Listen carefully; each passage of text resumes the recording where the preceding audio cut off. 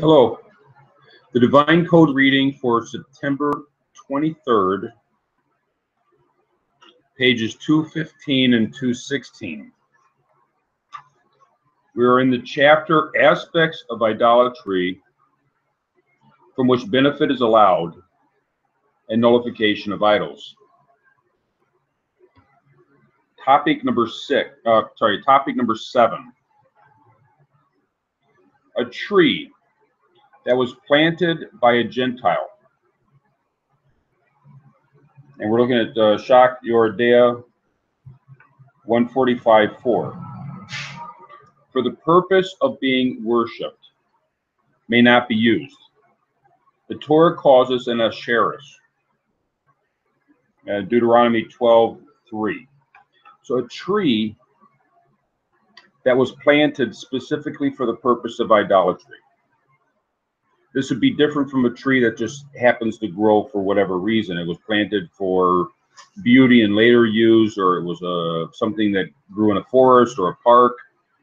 This is a case where a tree is planted specifically for the purpose of idolatry.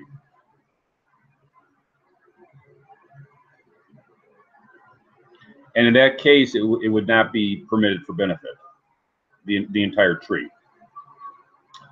If a tree was planted previously without this intention and was later either trimmed or cut for the sake of idol worship, that would be in a case where it's radically trimmed in such a way that it changes the appearance of the tree. For example, it could be poplar.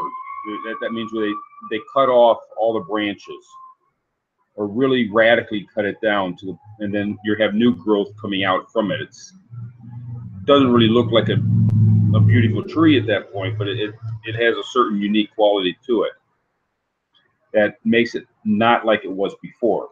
So it's changing the tree in that sense. Or B, if one of its branches had been cut down and forced into the ground in order to grow it into another tree for idol worship. And that's, some trees will if you push the root into the ground, it'll root. I'm sorry, if you push a branch into the ground, the branch will sprout new roots. So it's kind of creating the new growth from that beyond the roots would be considered a new unique tree, different from what existed prior. Or C, a branch or another tree had been grafted into it for idol worship. So there, a branch had been grafted in, or the tree trunk was cut and a new tree was kind of grafted on top.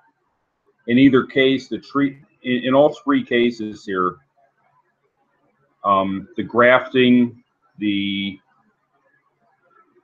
branch being forced to reroot, or radical trimming of the tree. In all three cases, it alters the tree to the extent that it's like considered a new type of tree, and that can give it the status of being used for idolatry, as opposed to just a natural tree that grows by itself and somehow it's being used for shade or whatever.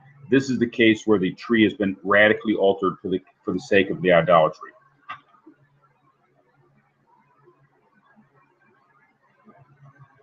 Then, if new growth came out from one of those parts that was prepared for idol worship, then the new growth is forbidden for benefit and must be cut off and destroyed. It can be destroyed by burning it, or tearing it into small bits, or grinding it into dust. For example, however, if there is no active, it has no active nullification, for there are no features to identify it as an idol, which could be defaced. If the new growth was cast away and appears ownerless, or if it was cast down and it rotted, its connection with idol worship has been nullified, and it is permitted for benefit. So what's happening here is the radical alteration of the tree through either the new growth that occurs from the radical alteration of the tree through either the trimming, the rooting of one of the branches, or grafting. Any new growth that occurs from these radical alterations. Like if you radically trim a tree, it still wants to grow, so it's going to grow new branches from that spot. In those cases, any new growth is considered prohibited. The tree as it was before might still be permitted, but the new growth is prohibited unless it is cut away and discarded in such a way that it's no longer seen as significant. If it was cut off in such a way and it was preserved for rituals, then it would still be prohibited. But if it's discarded so it just becomes a brush pile, then it's no longer considered identified with the idolatry, and it would be permitted.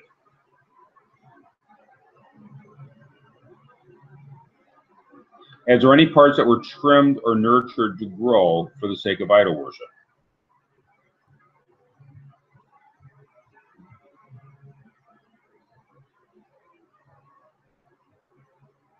So it could be that the parts that are trimmed away, if a branch is trimmed for the sake of attaching if the branch was trimmed for the sake of attaching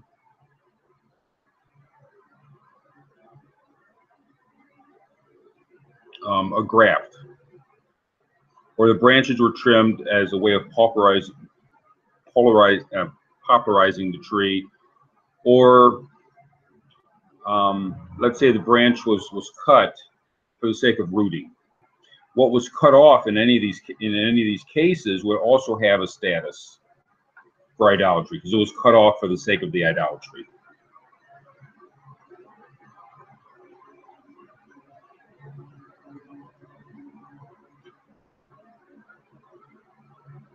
However, the rest of the tree may be used. So in any of these cases where something radical is done to the tree, but the rest of the tree has not changed its status. Only the new growth from where the radical alteration occurred. If there was a limb that was left on that wasn't affected by all this, then that limb going out would be considered still usable. It's still considered its old status as a tree. It hasn't changed its status from a normal tree to an idolatrous tree. Just a new growth would be considered idolatrous. Similarly, even though the trunk of a tree that has been worshipped does not become forbidden for benefit, as it was not planted for this purpose, since it is considered to be a natural object that does not come about from an act of a person, as explained previously in topic 8.1. Nevertheless, all the shoots, leaves, branches, and fruit that grew while the tree was being served are forbidden and must be destroyed. So if the tree is being worshipped and the natural branches are sprouting new growth, those new growth from even the natural branches would also be forbidden for benefit. Just the earlier parts of the tree that are still there from before would be considered permitted. Anything additional that grows after they started worshiping it would be forbidden.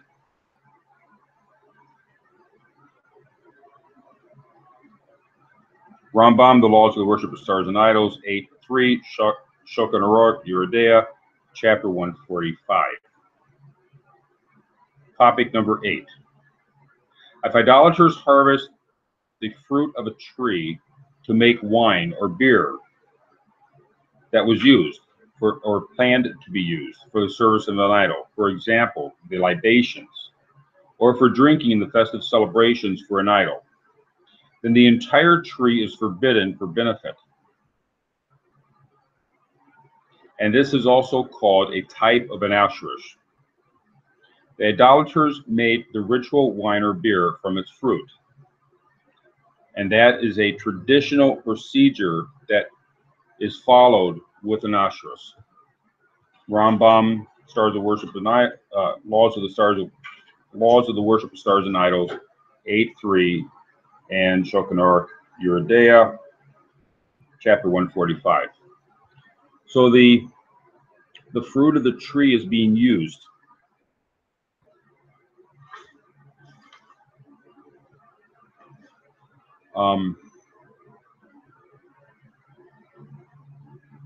So it would seem that even if this is a tree that existed prior, they had an orchard, and they had apples, and they make apple cider for their libations from the tree. The fact that they're using the apples from that tree for libations would cause the entire tree to be forbidden for benefit. And a grapevine is considered a type of tree because the characteristics of a grapevine. If these trees, these plants would take on that status if they're being used in this way. Topic number 9. A tree that was planted in order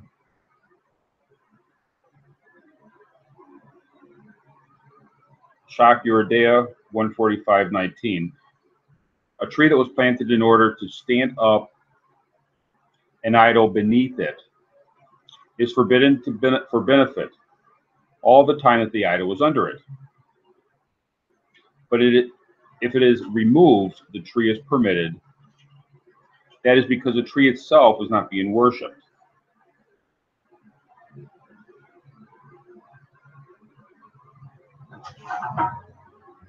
Rambam,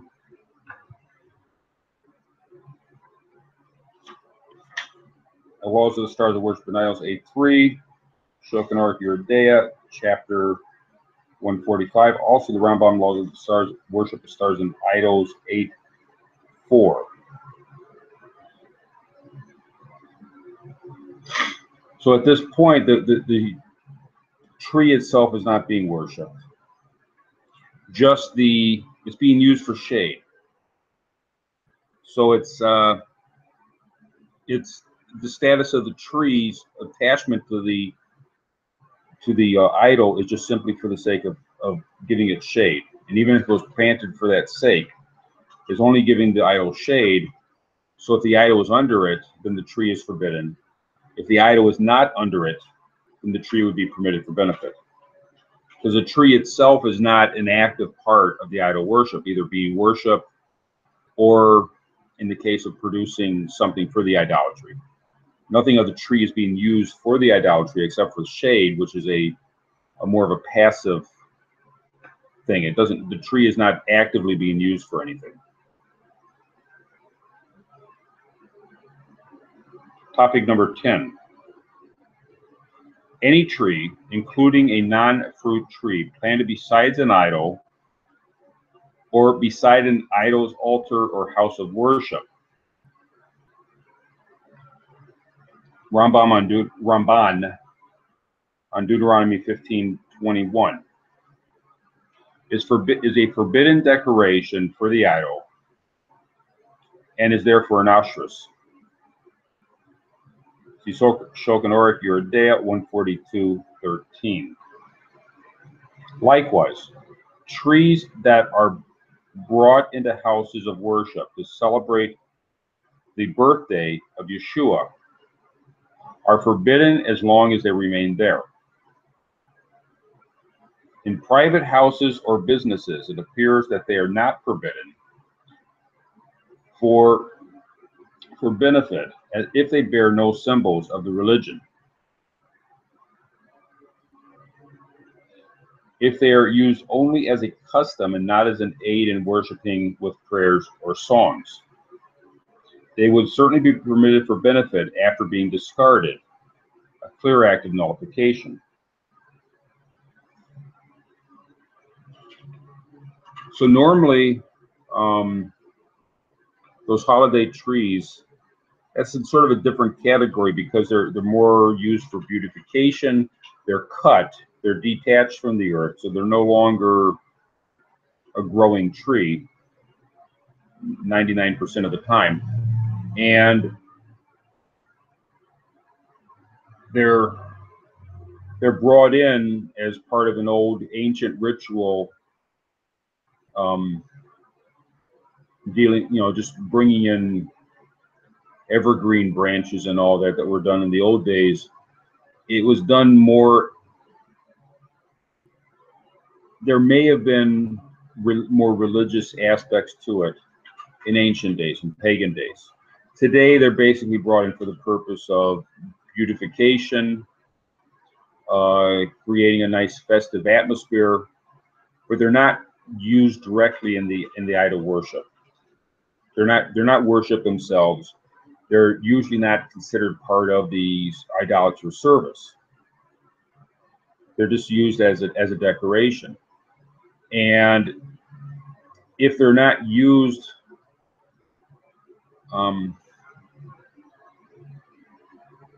they don't have decorations on them that are directly identified with idolatrous rituals.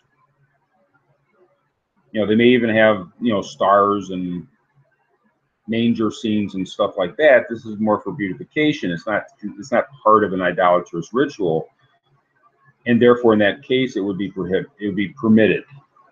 It's permitted to have this. It may not be the best idea, but it's considered permitted for Gentiles to have this.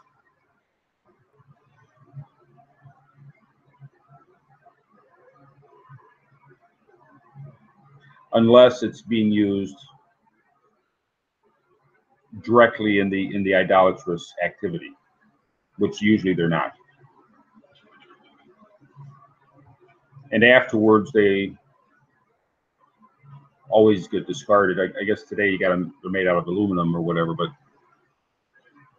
they're used when they're discarded. When they're an actual tree, they're discarded, and nobody sees any religious significance to them. They can be used for benefit at that point also, after they've been discarded. Topic number 11. A building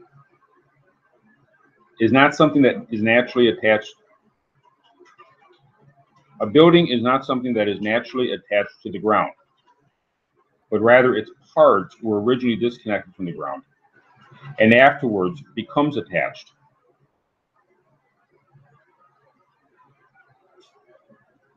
Therefore, a building that was constructed by idolaters for the purpose of being served as an idol is forbidden for benefit and must be destroyed or nullified. So the building be similar to a tree that is planted for the purpose of idolatry, as opposed to a tree that exists naturally.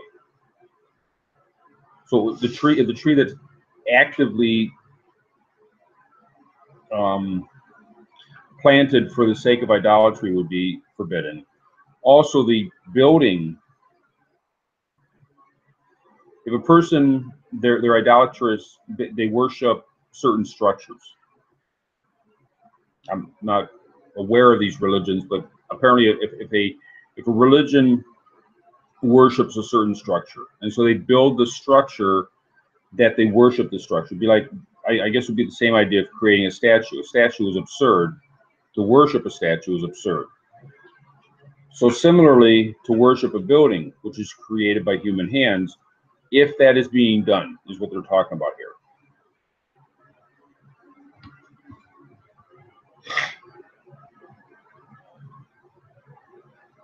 Therefore, a building that was constructed by idolaters for the purpose of being served as an idol is forbidden for benefit and must be destroyed or nullified.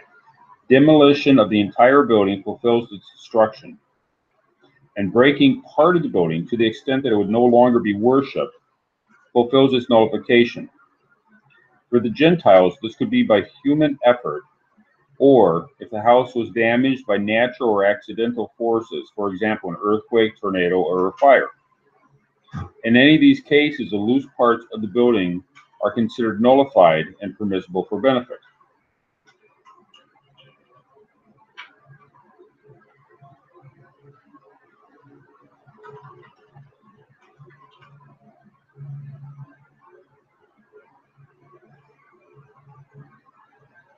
So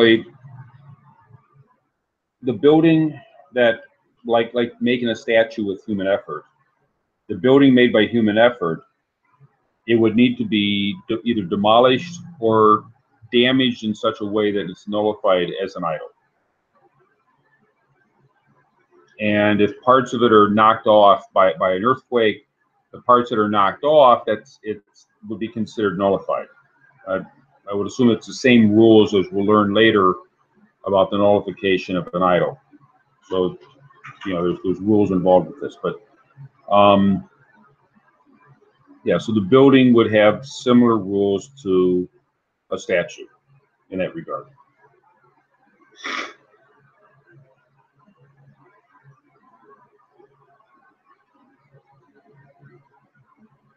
Likewise, for a building that was constructed for other purposes, but was converted into an idol by being bowed down to. Tractate of Odazara 47b.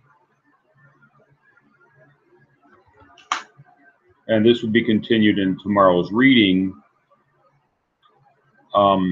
They go more about buildings. But yeah, a building could have a status of idolatry. Some people venerate buildings, some like the buildings by the architect Frank Lloyd Wright, in that they're venerated. It would be another step in the status to actually start worshiping a building, but it is conceivable that would be done. Thank you.